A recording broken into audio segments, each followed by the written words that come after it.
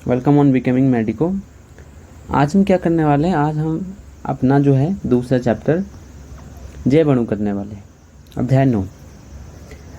तो आज जो हम हर बार लिविंग वर्ल्ड में ऐसा शगुन हुआ, कोशिका में ऐसा शगुन हुआ, और आज जैव अणु में भी ऐसा शगुन हुआ कि वॉइस ही गायब हो गई। मुझे पता ही नहीं चलता वॉइस कब गायब हो जाती है, पता नहीं क्यों गायब हो जाती है, और कभी भी गायब हो जाती है बीच से भाई वॉइस। तो फिर से रिकॉर्ड कर रहा हूँ मैं लेक्चर, ठीक है। तो हमारे जो 3 अध्याय हैं, कौन कौन से अध्याय हैं? हमारा जो हमने लिविंग वर्ल्ड किया था, और हमने कोशिका की थी, और उसके बाद हम जैव अणु कर रहे हैं, उसके बाद कोशिका सिद्धांत नहीं, कोशिका विभाजन करेंगे। तो ये सब चैप्टर्स जो हैं आपके, ये आधार बनाते हैं आपके जीव विज्ञान के। अगर आपके पिलर्स नहीं हैं तो आप उस पर इमारत नहीं बना सकते। अगर आपके पिलर मजबूत नहीं है तो आपकी इमारत भी मजबूत नहीं होगी। अगर आपके 4 चैप्टर मजबूत नहीं हैं तो आप गिर जाओगे, ठीक है।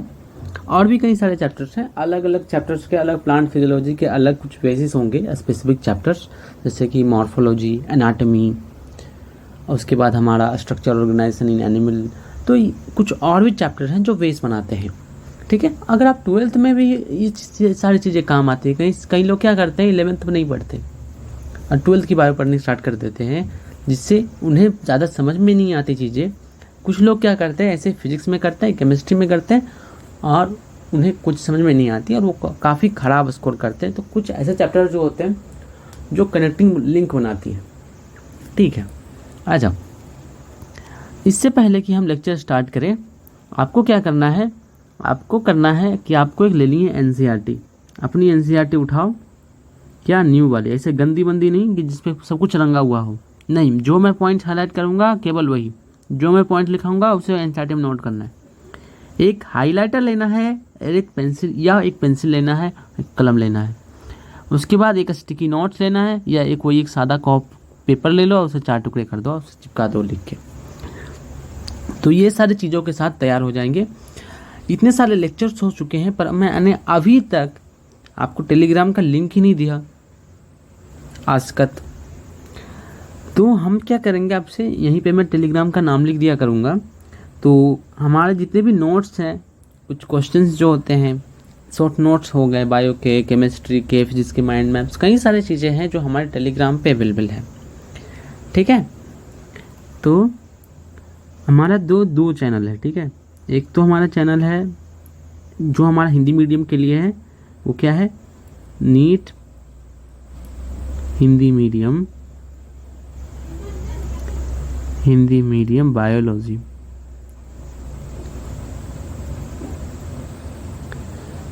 नीट हिंदी मीडियम बायोलॉजी, जिसका लोगो होगा बिकमिंग मेडिको, ठीक है। और एक और है NEET short notes becoming medico, जिसके ऊपर भी बिकमिंग मेडिको का लोगो है, ठीक है। इसके ऊपर भी बिकमिंग मेडिको का लोगो होगा। और एक और हमारा चैनल है नीट शॉर्ट नोट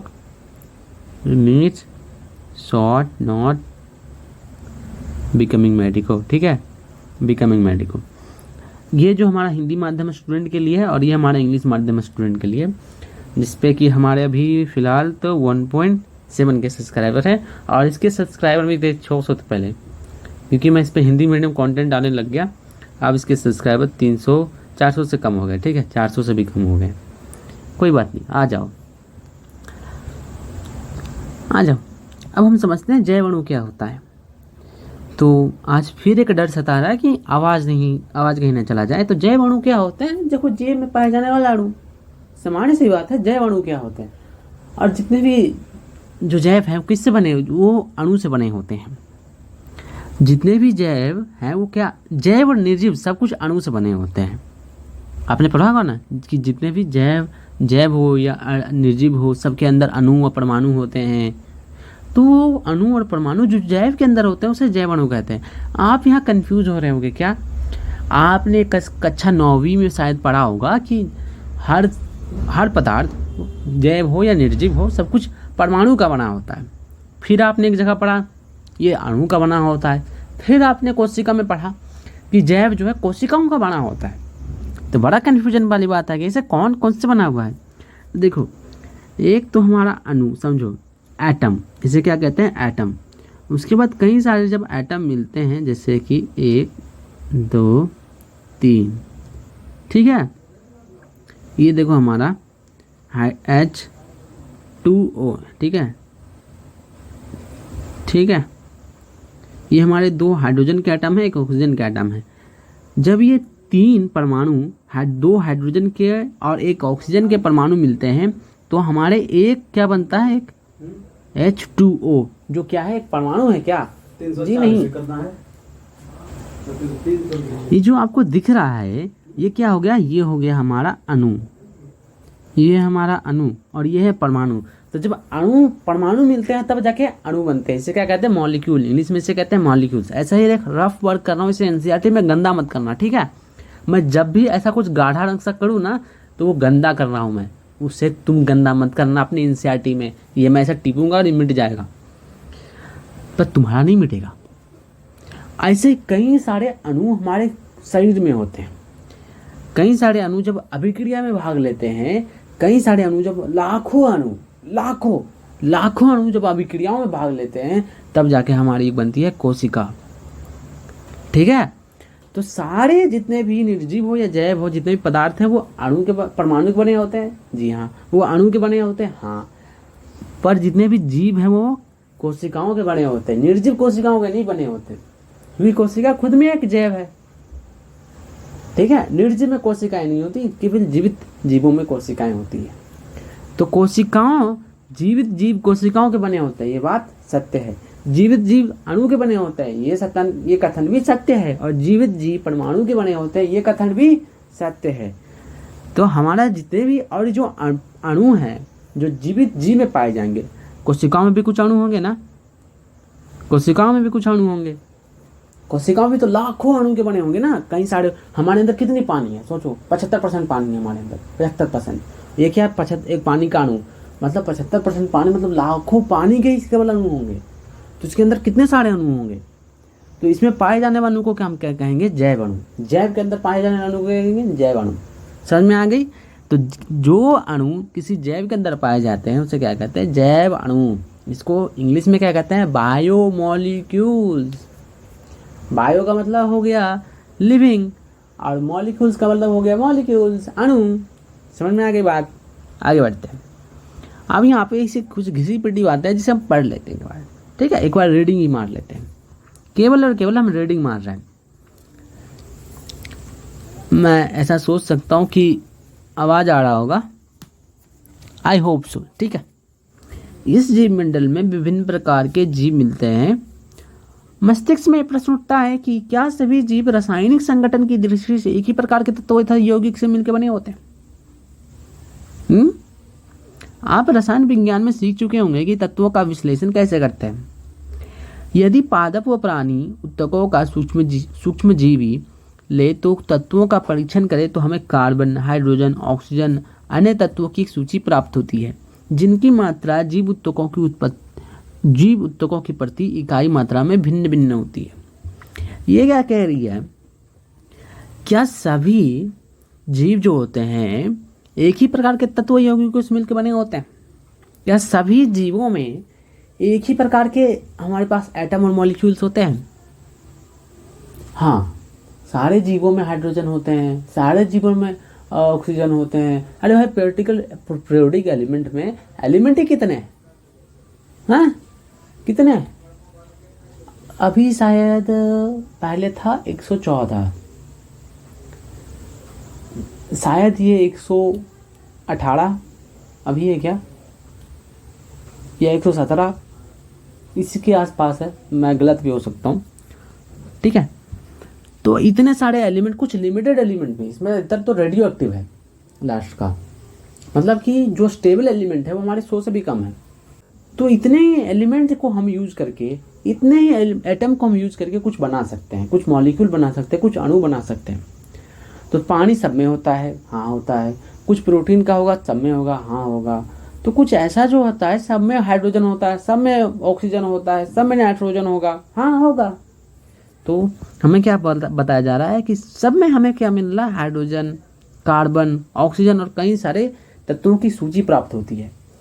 हमें तत्व तो सब में एक प्रकार के मिल रहे हैं, कार्बन मिल रहे हैं, हाइड्रोजन मिल रहे हैं, ऑक्सीजन मिल रहे हैं, सब में एक प्रकार के तत्व मिल रहे हैं, पर इनमें क्या है, इनकी मात्रा क्या है, भिन्न भिन्न है, परसेंटेज का भिन्न भिन्न है। तुम ही बताओ, तुम्हारे अंदर जितना पानी है क्या उतना ही पानी एक बीज में होगा, चावल के बीज में होगा?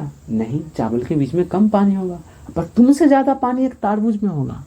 हाँ, मतलब पानी की मात्रा देखो तो किसी में कम किसी में ज़्यादा है, पर पानी है ज़रूर। ठीक है, तो कार्बन, हाइड्रोजन, ऑक्सीजन, कई सारे तत्व जो हैं हमारे पास जैव में मिलने वाले, वो सेम है, सभी में एक प्रकार के जैसे तत्व पाए जाते हैं, पर इनकी क्या है, इनकी मात्रा भिन्न भिन्न है। यदि उपरोक्त परीक्षण निर्जीव पदार्थ जैसे भूपट्टी के टुकड़े पर करें, तब भी हमें तत्वों की उपरोक्त सूची प्राप्त होती है, लेकिन उपरोक्त दोनों सूचियों में अंतर क्या है? सुनिश्चित तौर पे उनमें कोई अंतर नहीं मिलता। सभी तत्व जो भूपट्टी के नमूने में मिलते हैं वे सभी जीव ऊतकों के नमूने में मिलते हैं। फिर भी सूक्ष्म परीक्षण से पता चलता है कि कार्बन व हाइड्रोजन की मात्रा तत्व। देखो यहाँ क्या बातें चल रही है। अभी हमने तो देखा कि जो तत्व लगभग सभी लगभग क्या, बिल्कुल सभी जीवों में एक समान तत्व मिलते हैं। सभी जीवों में कार्बन, हाइड्रोजन, ऑक्सीजन, कई सारे तत्व मिलेंगे सभी जीवों में, पर इनकी केवल मात्रा भिन्न भिन्न होती है। पर यह आश्चर्य करने वाली बात है। चलो ये जैव में तो ये सारे मिल रहे हैं, आश्चर्य करने वाली बात हमें क्या मिल रही है कि भूपट्टी में क्या है, भूपट्टी में जो हमें नमूने मिलते हैं, मट्टी का टुकड़ा जो हमने लिया, भूपट्टी यानी कि धरती का टुकड़ा जो लिया, उसमें भी ऐसे ही तत्व मिलते हैं, उनमें भी ये तत्व मिलते हैं, उनमें भी कार्बन मिलता है, उनमें भी हाइड्रोजन मिलता है, उनमें भी ऑक्सीजन मिलता है। अरे भाई सब मट्टी के अंदर भी तो होंगे ना एलिमेंट। आश्चर्य की बात है कि हमारे पास जो तत्व हमारे शरीर के जैव के अंदर है, वही तत्व क्या है, निर्जीव के अंदर भी है। ये क्या है, आश्चर्य की बात है कि लगभग दोनों जो है तत्व के आधार लेवल पे, एटम के लेवल पे दोनों के दोनों सेम है। एटम के लेवल पे हम कैसे कह सकते हैं कोई जैव है या कोई निर्जीव? दोनों में लगभग एक समान एटम है। देखो, अब ऐसा प्रश्न कि आ सकता है आपके मन में, तब कैसे कोई जैव जीवित है और निर्जीव है? ऐसा क्या कारण है? क्योंकि तत्व के लेवल पे तो दोनों क्या है, सेम है। एटम के लेवल पे क्या है, दोनों सेम है। तो ये तत्व नहीं है, ये एटम नहीं है जो जैव को जैव का गुण देता है। मेरे दोस्त, ये आपके अंदर तत्व के गुण नहीं है। आपके जो अंदर एलिमेंट है, पानी है जो आपके अंदर, ये आपको जीवित नहीं बना रहा। पानी तो धरती के अंदर भी है, पर धरती निर्जीव है, पर आप जीवित हो। पानी तो झरने में भी है, पर झरना निर्जीव है, पर आप जीवित हो। समझ रहे हो बात? कि वही तत्व जैव और निर्जीव में भी मिल रहे हैं हमें, बस मात्रा की भिन्नता है। हाँ, मात्रा भिन्न है, पर वही तत्व है। तो इसका मैंने उत्तर, जैव और निर्जीव का असल कारण क्या है, मैंने लिविंग वर्ल्ड में पढ़ाया था। मैंने अभी भी बोला, जिसके आधार कमजोर है उसकी आने वाली पूरी बायोलॉजी कमजोर होने वाली है। तो अगर आपके आधार ही कमजोर हैं तो आपको कुछ समझ में नहीं आएगा। मेरे दोस्त, मैं क्या बातें कर रहा हूँ, कुछ आपको यहाँ तो कुछ समझ में आ रही है ना। जिसने 11th पढ़ी वो तो कुछ समझ में आएगी, जिसने डायरेक्ट 12th पकड़ ली। 11th में कोई पढ़ता नहीं बोर्ड की तैयारी में, 12th पढ़ता है सीधे, उसे कुछ समझ में नहीं आएगा, घंटा नहीं समझ में आएगा। 80% भी उसने स्कोर कर लिया ना, बहुत बड़ी बात, उसने जीवन में बहुत बड़ी तरक्की हासिल कर ली। और उसे समझ में कुछ ने रट्टा मार के वो भी 80% लाएगा, अगर उसने 11th का अपना बेस मजबूत नहीं किया। तो कुछ चैप्टर जो है बेस बना, इसके ऊपर मैं वीडियो डाल दूंगा कि कौन कौन से जो हमारे आधार बनाने वाले चैप्टर होते हैं। तो कारण मैंने बताया था, मैं यहाँ भी एक छोटा सा डिस्कस कर लेता हूँ।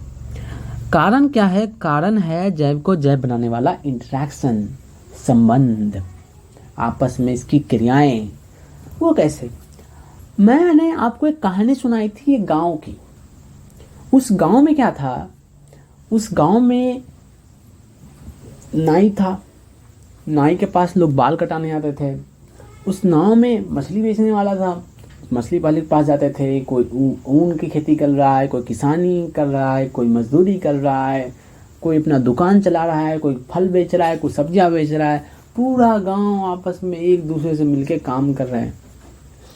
घर में मम्मी खाना बना रही है, पापा कमाने गए हैं, बच्चे खा रहे हैं, पढ़ रहे हैं, सब अपना अपना कार्य कर रहे हैं गांव में। ठीक है, पूरा समाज चल रहा है और समाज इसी प्रकार से पूरा समाज एक गांव बना।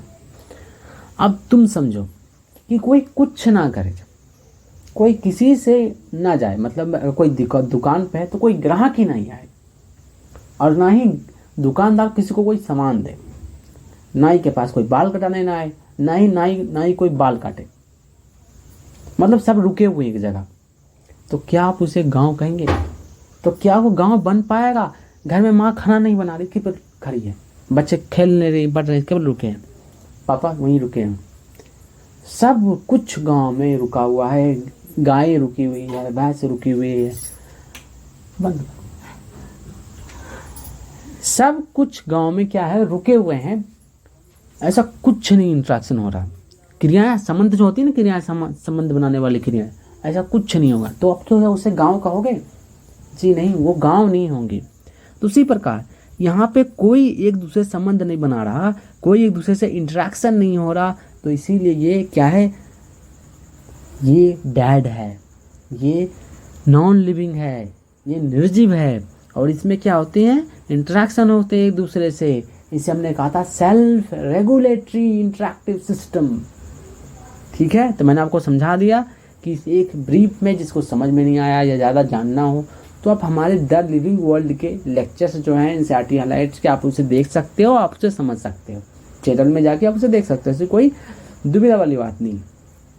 तुमने क्या देखा, जो हमारी इंट्रैक्शन होते हैं मॉलिक्यूल के तत्वों में, वो हमें क्या बनाते हैं, जीवित करते हैं। जबकि दोनों तत्व के लेवल पे क्या है, सेम है। दोनों तत्व के दोनों में एक समान का एटम है। मैंने यही बात वहाँ भी उठाई थी कि हमारे बायोमोलिक्यूल में ये बात दी हुई है। तो मैं कनेक्ट करते चलता हूँ कि कौन सी चीज़ें यहाँ वहाँ है, वहाँ से यहाँ है, वहाँ से वहाँ है। मैं पूरी बायोलॉजी को एक सुई, एक क्या कहते हैं, धागे में पिरो दूंगा। आ जाओ।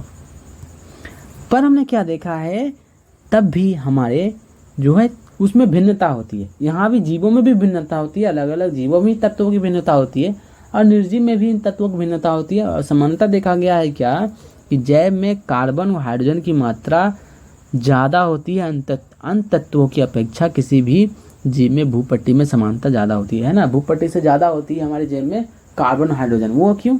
क्योंकि कार्बन और हाइड्रोजन जो होते हैं वो ऑर्गेनिक मॉलिक्यूल बनाते हैं। कार्बन हाइड्रोजन ये आवश्यक है, नेसेसरी है। और कोई भी अगर जैव है तो उसमें ऑर्गेनिक मॉलिक्यूल्स ही होते हैं भर भर के।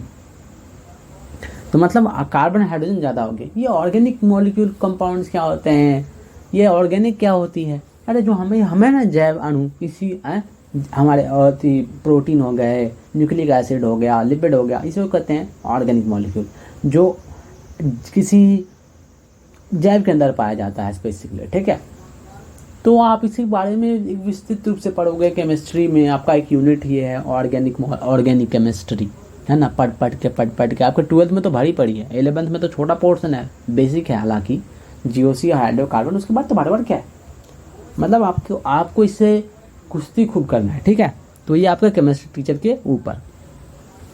उसके बाद यहाँ पे हमने देखा है कि जो हमने विश्लेषण करके देखा था कई सारे तत्वों को, अब हम देखेंगे कि हम रासायनिक विश्लेषण कैसे करते हैं। हमने रासायनिक विश्लेषण किया था, बल्कि हमने उससे पता किया था कि अलग अलग तत्व हैं। अब यहाँ हम देखेंगे कि हम ये विश्लेषण कैसे करते हैं। उससे पहले मैं आपको ये टेबल पे लेके आता हूँ। देखो इस टेबल पे देखो, हाइड्रोजन भूपट्टी के अंदर भी है, मनुष्य के शरीर भी अंदर। देखो दोनों तत्व, देखो धरती के अंदर और मनुष्य के अंदर दोनों तत्व है कि नहीं, सेम। धरती के अंदर भी हाइड्रोजन, मनुष्य के शरीर के अंदर भी हाइड्रोजन। धरती के अंदर भी कार्बन, मनुष्य के शरीर के अंदर भी कार्बन। धरती के अंदर भी ऑक्सीजन, मनुष्य के शरीर के अंदर भी ऑक्सीजन। धरती के अंदर नाइट्रोजन, मनुष्य के अंदर भी नाइट्रोजन। धरती के अंदर भी सल्फर, मनुष्य के अंदर भी सल्फर। धरती के अंदर सोडियम, मनुष्य के अंदर भी सोडियम। धरती के अंदर कैल्शियम, मनुष्य के अंदर भी कैल्शियम। धरती के अंदर मैग्नीशियम, मनुष्य के अंदर भी कैल्शियम। धरती के अंदर भी सिलिकॉन, और मनुष्य के अंदर भी नगण्य मात्रा में सिलिकॉन। क्या? पर इसकी मात्रा देखो भिन्न भिन्न है, मात्रा भिन्न है, पर दोनों में एक समान तत्व है। दोनों में एक समान तत्व है। इसलिए कहते हैं ना, आदमी क्या है? माटी का बना हुआ है, एक दिन मर जाएगा। नहीं, ऐसा नहीं करना चाहिए। आदमी माटी का बना हुआ है और मरने के बाद व्यक्ति माटी में चला जाता है, और फिर माटी से क्या होता है? पौधे फल बनाते हैं, सब्जियां बनाते हैं, और व्यक्ति उस माटी से बने हुए फल और सब्जियों को खाता है, और वह माटी अपने शरीर के अंदर लेता है। तो एक साइकिल है ना, कि हम माटी के अंदर चले जाते हैं, फिर माटी से फल उगते हैं और हम उसे खाते हैं। मतलब माटी से हम काफ़ी जुड़े हुए हैं। ठीक है, आ जाओ। अब हम इस देखेंगे विश्लेषण हम किस प्रकार करते हैं, हम पता कैसे कर सकते हैं कौन कौन से तत्व हैं, ये जानने के लिए क्या विधियां हैं। ठीक है, आ जाओ। इसके लिए क्या करते हैं, हम कोई एक मांस का टुकड़ा या कोई एक पत्ती का टुकड़ा उसे लेते हैं, उसे लेके हम डालते हैं मिक्सी के अंदर। मिक्सी के अंदर, या आप उसे कह सकते हो आयुर्वेद वाली हमारी नहीं होती, ऐसे ऐसे एक बर्तन, उसके ऊपर एक ऐसे गोला से, है ना, आयुर्वेद में ऐसे ऐसे इसको घुमाते हैं, इसको ऐसे घुमाते उसको पीसते हैं, तो इसको खड़ल मूसल कहते हैं।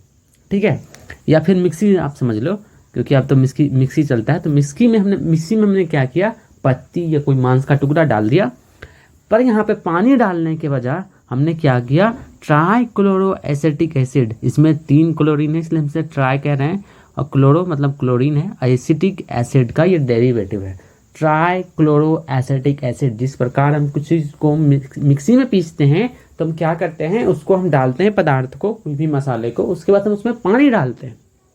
यहाँ हमने मसाले की जगह क्या इस्तेमाल किया है, कोई एक सब्जी या कोई मांस का टुकड़ा, और उसमें क्या डाला है हमने, ट्राइक्लोरो एसिटिक एसिड पानी की जगह, जिससे हमें क्या होता है, एक पेस्ट बनता है, जिससे हमें क्या मिलता है, पेस्ट मिलता है, जिसे हम एक सूती के कपड़े से छान लेते हैं।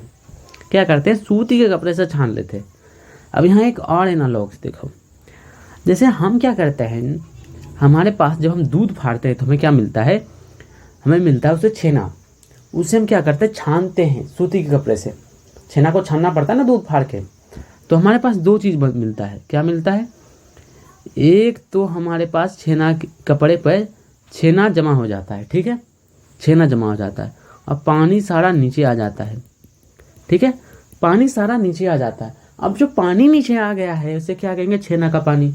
और ये जो हमारा छेना है वो क्यों नहीं नीचे आया, क्योंकि छेना देखो बड़ा बड़ा होता है, पानी देखो आराम से कपड़े से बाहर आ सकता है ना, पानी तो आराम से कपड़े से बाहर आ सकता है, पर छेना तो बाहर नहीं आ सकता कपड़े के छोटे छोटे छेदे से, तो इसलिए यहाँ पे जमा हो गया। उसी प्रकार हमारे पास यहाँ पे जो बना है, पेस्ट बना है, हमें जो है यहाँ पे पेस्ट बना है मिक्सी में डालने के बाद, उस पेस्ट को हम क्या करेंगे, सूती कपड़े पर डालेंगे, उसी प्रकार छानेंगे, तो कुछ पानी तो नीचे आ जाएगा और कुछ ऊपर रह जाएंगे।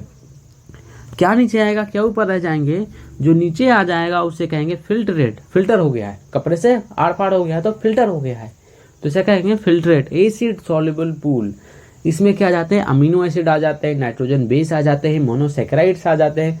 बेसिकली ये मोनोमर होते हैं, यानी सूक्ष्म अणु होते हैं, मतलब जो सूक्ष्म चीज़ें हैं वो तो आ जाएगी, पर जो बृहद चीज़ें हैं, बड़ी चीज़ें हैं, वो नहीं आ पाएगी। ठीक है, जिसे हम कहते हैं रिटेंटेड एसिड इनसॉल्युबल पूल। जो हमारा छेना रह गया था, हम एनालॉग्स ले रहे हैं ना, तो हमारा जो छेना रह गया था वो था रिटेंटेड, बच गया, आ नहीं पाया। हाँ, क्यों, क्योंकि वो बड़ा था। मैक्रो, मैक्रो का मतलब होता है बड़ा, और माइक्रो का मतलब होता है छोटा। यूँ बृहद थे, कौन कौन से, प्रोटीन, न्यूक्लिक एसिड, पॉलीसेकेराइड, ये तो हमने देख लिया। पर हम इसको समझने का प्रयास करते हैं कि आखिरकार अमीनो एसिड आ रहा है, नाइट्रोजन बेस आ पा रहा है, मोनोसेकेराइड्स आ पा रहा है, पर ऐसी क्या बात है कि प्रोटीन नहीं आ पा रहा, न्यूक्लिक एसिड नहीं आ पा रहा, पॉलीसेकेराइड्स नहीं आ पा रहा। इसे समझने के लिए हम कुछ उदाहरण लेते हैं। हमारे जो होते हैं कोई भी यहाँ पे, जैसे मोनो, मोनो का मतलब होता है एक, मोनो का मतलब होता है एक, पॉली का मतलब होता है कई सारे। देखो यहाँ पॉलीसैकेराइड लिखा हुआ है, पॉली का मतलब होता है कई सारे, ठीक है। जो हमने कोई एक शुगर का यूनिट लिया, सैकेराइड मतलब शुगर, कोई एक शुगर का यूनिट लिया तो हम इसे कहेंगे मोनोसैकेराइड्स।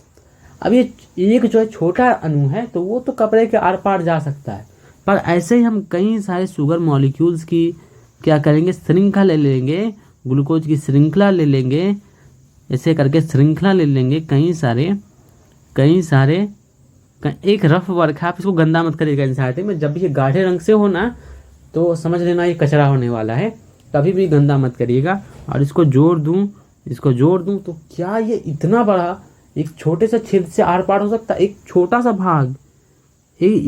भाग तो आ पा सकता है, पर इतनी लंबी श्रृंखला के आ पा सकती है? और इतनी भी लंबी नहीं, ये 800 डाल्टन मतलब 800 हो सकती है। ऐसी चेन जो कितनी लंबी हो सकती है? 800 ये गोले के बराबर हो सकती है। एक उदाहरण के तौर पर देख रहे हैं कि छोटी चीजें तो आ सकती है पर इतनी लंबी चीजें जो हैं वो नहीं आ सकती। इसीलिए हमारी जो यूनिट है ये तो जा सकती है पर ये नहीं जा सकती, तो ये क्या हो जाती है? रिटेंटेड हो जाती है और ये हो जाती है फिल्टरेट। तो हमारी अमीनो एसिड गैस हो सकती है, ये हमारी नाइट्रोजन बेस हो सकती है, यही हमारी मोनोसैकेराइड्स हो सकती है। और अमीनो एसिड को जब हम पॉलीमर करेंगे, कई सारे ऐसे अमीनो एसिड को जोड़ेंगे तो क्या मिलेगा? हमारा एक प्रोटीन की श्रृंखला मिलेगी। कई सारे ऐसे नाइट्रोजन बेस को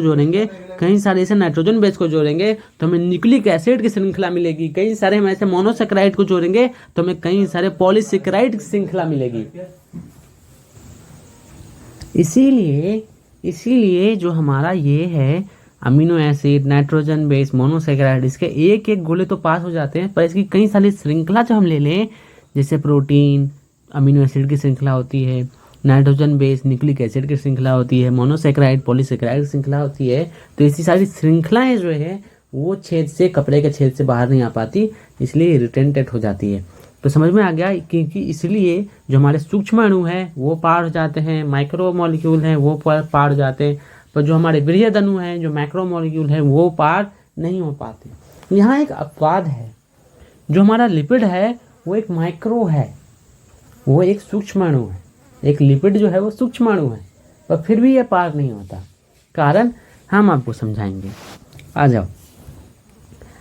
अब देखो लिपिड कैसा होता है, लिपिड होता है ऐसा, है ना, हमने पढ़ा है कोशिका अध्याय में हमने पढ़ा है, लिपिड होता है ऐसा।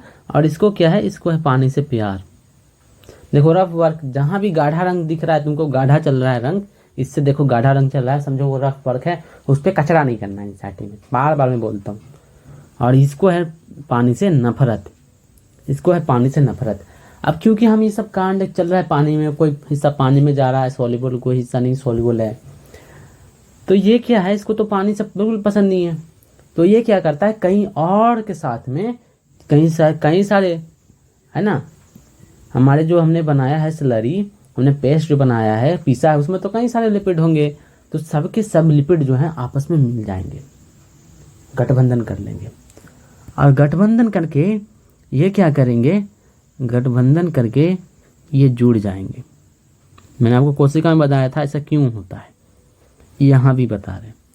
इससे होता क्या है? हमारा जो पानी होगा वो तो यहाँ आसपास होगा, इसके आसपास पानी होगा, और मुंडी को तो पानी पसंद है, पर टेल के यहाँ पे क्या इसके अंदर पानी होगा? जी नहीं। तो ये क्या करता है? एक थैली बना लेता है, सेल मेम्ब्रेन जैसे क्या था, गोल। जब भी आप देखो मेम्ब्रेन क्या होता है? गोल। क्लोरोप्लास्ट मेम्ब्रेन क्या? गोल। तो ये थैली बना लेता है कि बाहर तो पानी रहे हेड के पास में, मुंडी के पास में, पर ये पूंछ के पास पानी नहीं रहे, क्योंकि इसको पानी से नफरत है। अब क्योंकि ऐसा हमेशा बार बार गोला बना लेता है, कभी अकेला नहीं रहता, गोला बना लेता है इसी कारण से, इसलिए ये भी छेड़ा से पार नहीं हो पाता। क्यों? क्योंकि एग्रीगेट यानी गोला बना रहा है, एग्रीगेट यानी कि जम कुल मिल गया है, इसीलिए एग्रीगेट मतलब कुल मिल गया। अब देखो इसका लिपिड के एक मॉलिक्यूल को हम लिपिड कह रहे हैं, ठीक है, पर हम इसको प्रोटीन कहेंगे क्या? नहीं, इसको अमीनो एसिड कहते हैं। क्या प्रोटीन के एक मॉलिक्यूल को प्रोटीन कहेंगे क्या? नहीं, इसको अमीनो एसिड कहते हैं। क्या न्यूक्लिक एसिड के एक अणु को, एक यूनिट को क्या हम न्यूक्लिक एसिड कहेंगे? नहीं, इसको नाइट्रोजन बेस कहते हैं। पर क्या एक सिंगल इस यूनिट को क्या लिपिड कहेंगे? जी हाँ, इसको लिपिड कह सकते हैं। इसलिए लिपिड जो है एक माइक्रो है, पर ये बचने के लिए, पानी से बचने के लिए ये क्या करता है, जुड़ जाता है। ठीक है, जब भी आप थैली देखते हैं तो थैली गोल होती है। आप देखना पानी में जब भी आप डालते हो, पानी में अगर तेल डालोगे, तेल क्या रहता है, गोल, तेल गोल रहता है पानी से बचने के लिए। और दो आप तेल के बूंद को डालो तो जुड़ जाएंगे पास में, और वो दोनों मिलकर फिर गोल हो जाएंगे पानी से बचने के लिए। ये तेल है, लिपिड क्या है, तेल। ठीक है, तो लिपिड क्या है, ये एक माइक्रोमोलिक्यूल नहीं है, पर ये एग्रीड बना लेता है। ये क्या करता है, आपस में जुड़ जाता है, इसीलिए ये एसिड रिटेंटेड पूल में रहता है। क्या, एसिड रिटेंटेड पूल में रहता है। ये एसिड इनसॉल्युबल होता है। तेल क्या पानी में सॉल्युबल हो जाता है यार, नहीं होता, ऑब्वियसली बात है। एसिड इनसॉल्युबल है ना, जो पानी, जो घुलनशील नहीं होते, ये तेल है। तेल घुलनशील नहीं होता। ठीक है, आगे बढ़ो। तो ये जो है हमारा हिस्सा आपको समझ में आ गया होगा। यहाँ से ही क्वेश्चन आते हैं। आप देखो पॉलीमर जो होते हैं हमारे यहाँ पे, पॉलीमर जितने भी होते हैं, इसका जो एटॉमिक वेट होता है वो 800 डाल्टन से कम हो सकता है या उतना हो सकता है। ये डाल्टन क्या होता है, ये डाल्टन होता है एक हाइड्रोजन के एटम के बराबर, उसके वजन के बराबर, एक हाइड्रोजन के वजन के बराबर। मतलब ये 800 हाइड्रोजन के वजन के बराबर हो सकता है।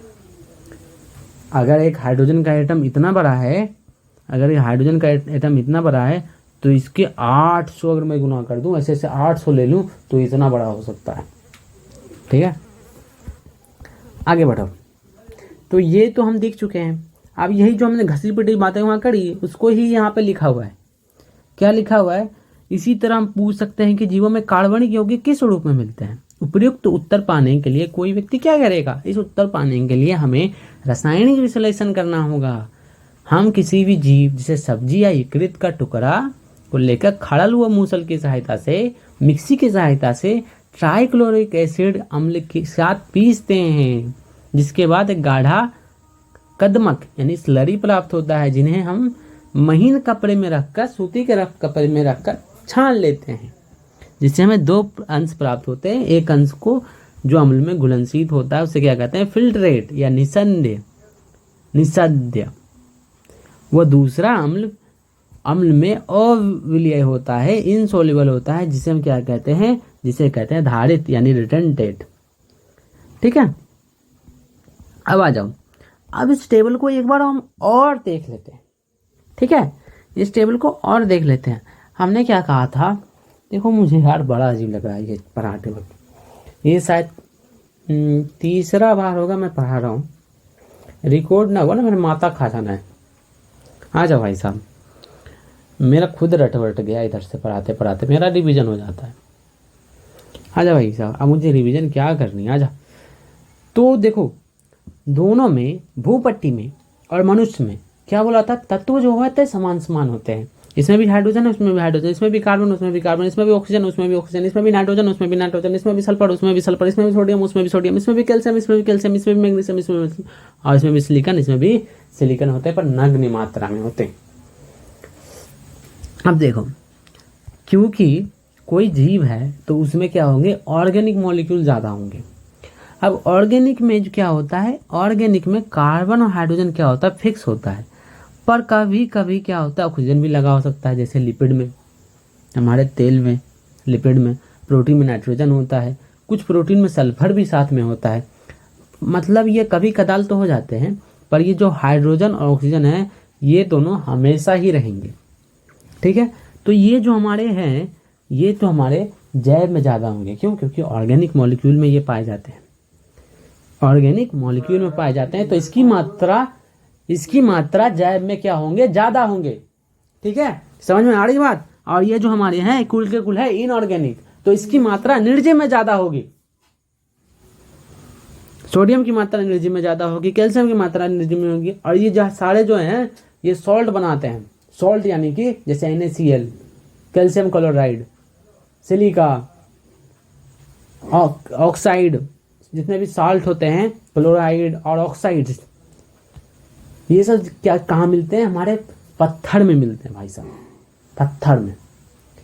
ये बनाते ही पत्थर हैं,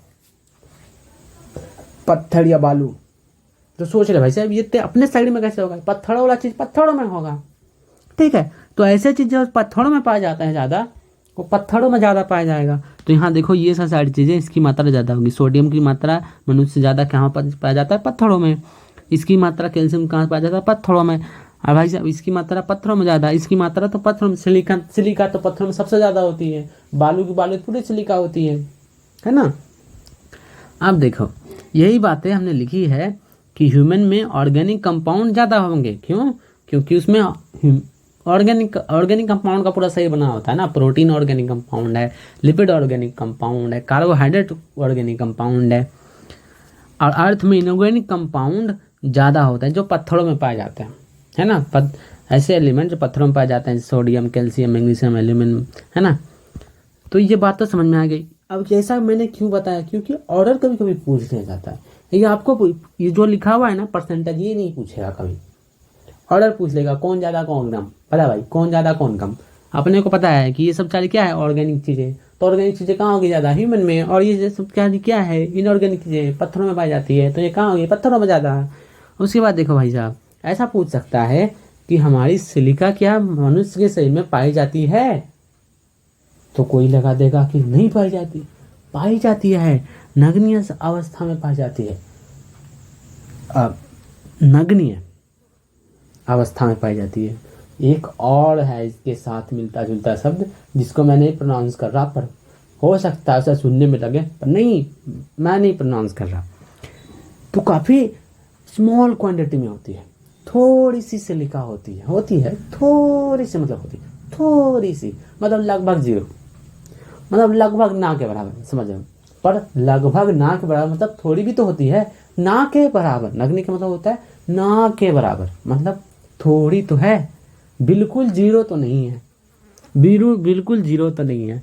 हो सकता हो कि ये कितना हो, 0.0001% हो, पर होगा तो जरूर, है ना। तो कभी हो सकता है कि यहाँ पे फंसा दे कि बिल्कुल नहीं होती, स्टेटमेंट में आ जाए कि मनुष्य में सिलिकॉन बिल्कुल नहीं होता।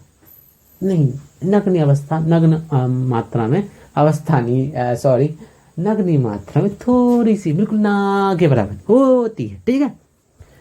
अब एक और परसेंटेज जो बार बार PYQ में पूछ ले जाते हैं, ये हमारे क्या है, भार के आधार पर परसेंटेज लिखे हुए हैं। तो यही चीज़ें भार के आधार पर जो परसेंटेज के ऑर्डर पूछ लिए जाते हैं। तो यहाँ के देख रहे हैं हम, यहाँ पे ऑक्सीजन का परसेंटेज मनुष्य में सबसे ज़्यादा है, मनुष्य में पूछा जाता है, मनुष्य में सबसे ज़्यादा है। उसके बाद क्या आता है, हमारा कार्बन आता है। उसके बाद क्या आता है, हमारा हाइड्रोजन आता है ना। तो इसके परसेंटेज पूछ लिए जाते हैं, वेट के परसेंटेज। अब देखो इसको याद कैसे करना है, क्योंकि ये बहुत पूछे जाते हैं भाई साहब। इससे अगर टेबल से आएगा तो पहला यही याद आएगा।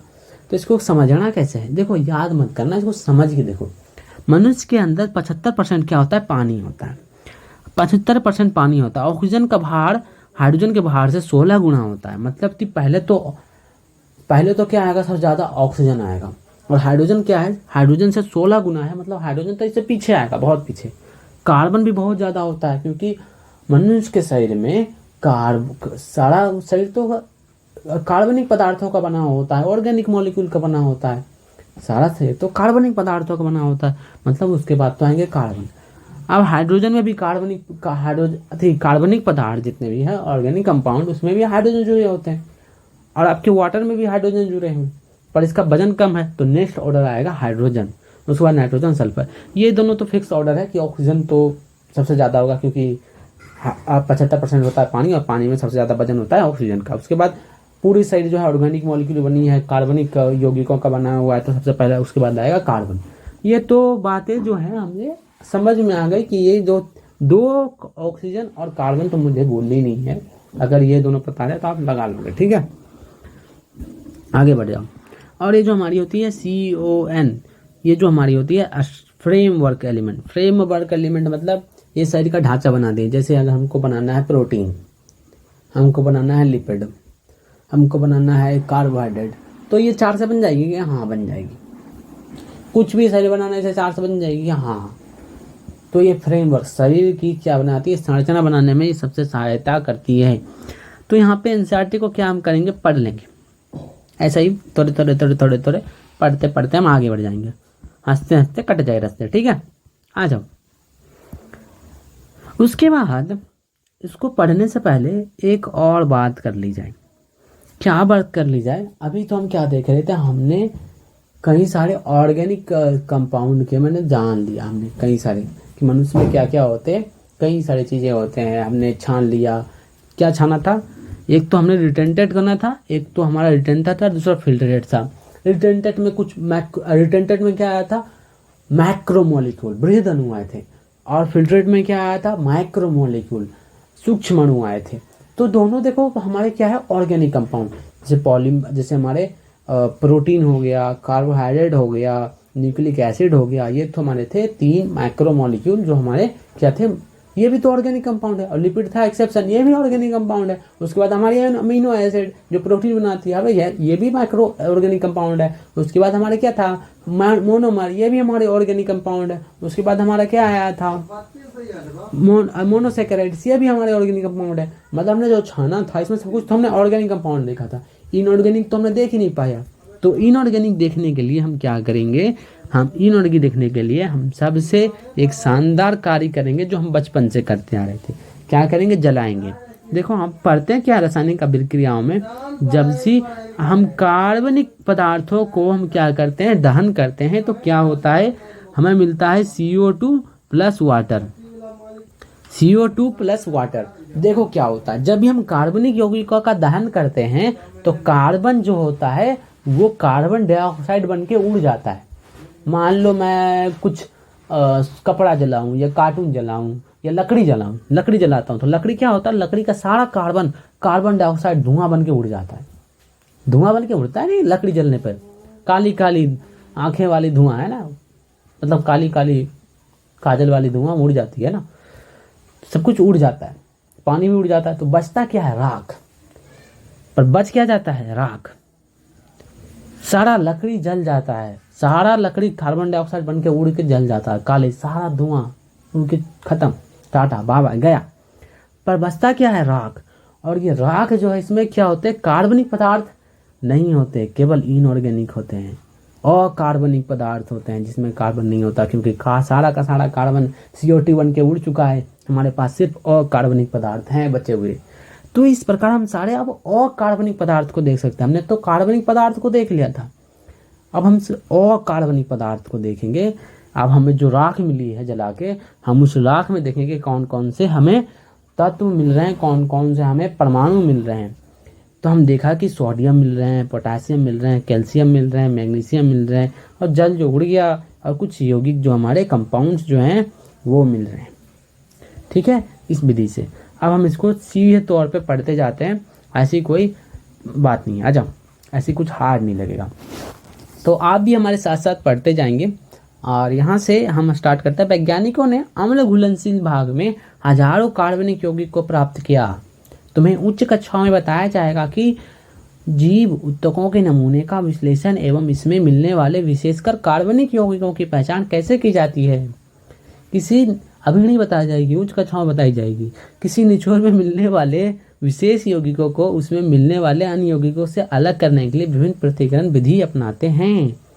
जब तक कि वो अलग नहीं हो जाते हैं तो हम अलग अलग करके क्या करते हैं उसे फिर देखते हैं। दूसरे शब्दों में एक शुद्ध यौगिक होता है।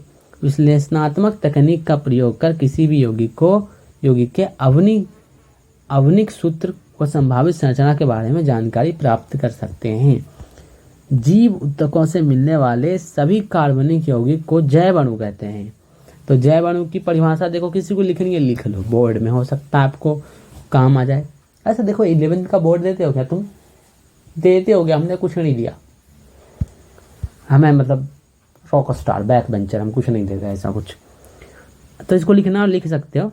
ऐसे ही यहाँ से हाईलाइट कर लो कि जीव ऊतकों में मिलने वाले सभी कार्बनिक यौगिकों को क्या कहते हैं? जैव अणु कहते हैं। हमारी परिभाषा आ गई। जीव ऊतकों में मिलने वाले सभी कार्बनिक यौगिकों को जैव अणु कहते हैं। इसे हाईलाइट करना, हाईलाइट कर लेना अगर तुमको इंटरेस्ट हो तो। आ जाओ, मैं क्या करूँगा, मैं अगर कुछ कांड करूँगा, मैं देख रहा हूँ नीट की दृष्टि से, और हम करेंगे लाल। आ जाओ मेरे लाल, आ जाओ। अब देखो मैं क्या करता हूँ, जीव तक को मिलने वाले सभी कार्बनिक यौगिक को क्या कहते हैं? जैव अणु। देखो जैव अणु। अब मैं क्या करने वाला हूँ? सभी कार्बनिक यौगिक आवरा का डावरा गिली गिली छू। देखो यहाँ से स्टेटमेंट वाले कुछ क्वेश्चन मैं चाहूँ तो फॉर्म कर सकता हूँ और वहाँ पे कुछ शब्द जो है बदल सकता हूँ।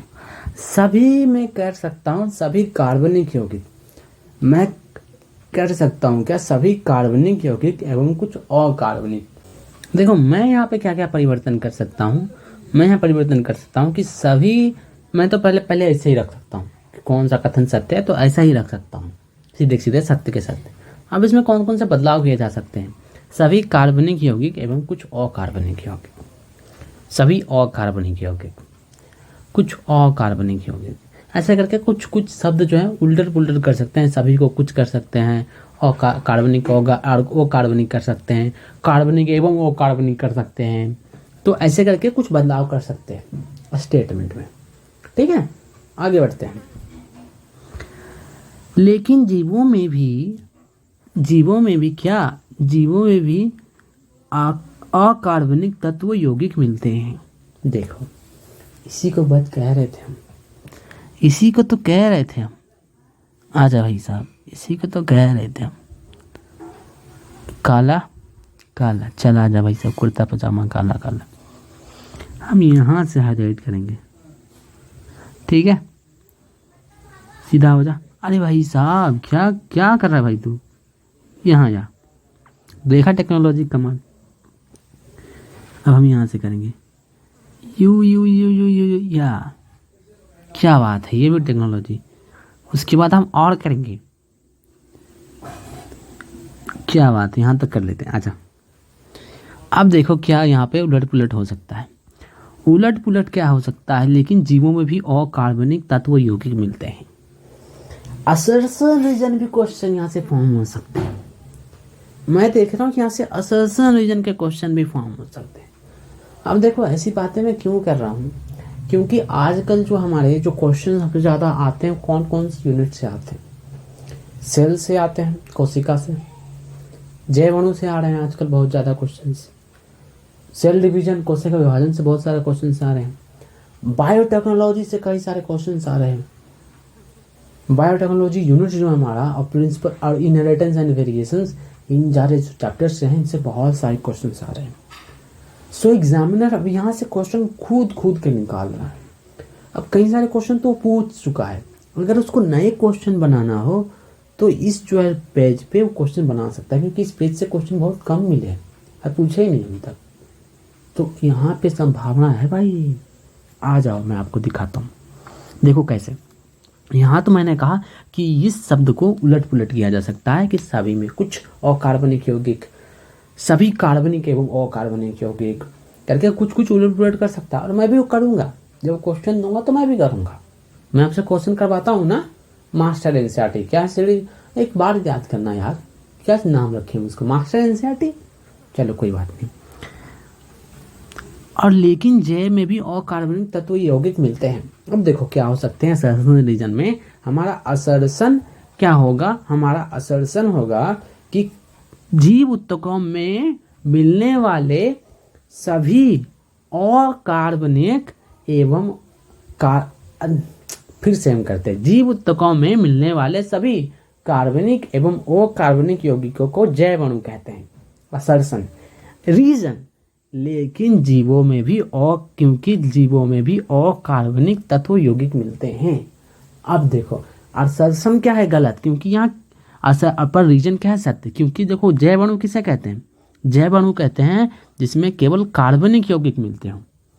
जैव अणु में केवल कार्बनिक यौगिक मिलते हैं, पर हमारे लिविंग बिंग में भी इनऑर्गेनिक कंपाउंड मिलते हैं और कार्बनिक यौगिक मिलते हैं। अब आ जाओ, हम बाकायदा हम लिख भी लेते हैं, वरना हमारे गड़बड़ जो है घोटाला हो जाएगा। अच्छा जैव अणु में क्या होते हैं? जैव, जैव का अर्थ ही होता है मेरे दोस्त, जैव का मेरा अर्थ ही होता है किससे? जैव का अर्थ क्या होता है? जैव का अर्थ ही होता है ऑर्गेनिक। ठीक है, आ जाओ, क्या ऑर्गेनिक, इसमें ऑर्गेनिक कंपाउंड केवल होते हैं। ओनली ऑर्गेनिक कंपाउंड, ठीक है। पर हमारे शरीर का जो पूरा हिस्सा है वो तो उसमें तो ऑर्गेनिक कंपाउंड होते हैं, पर कुछ नमक भी होते हैं। हमें नमक की आवश्यकता होती है, हमें कैल्शियम की आवश्यकता होती है। सारे हड्डियों में क्या होता है, कैल्शियम और फास्फोरस, नमक, NaCl, KCl।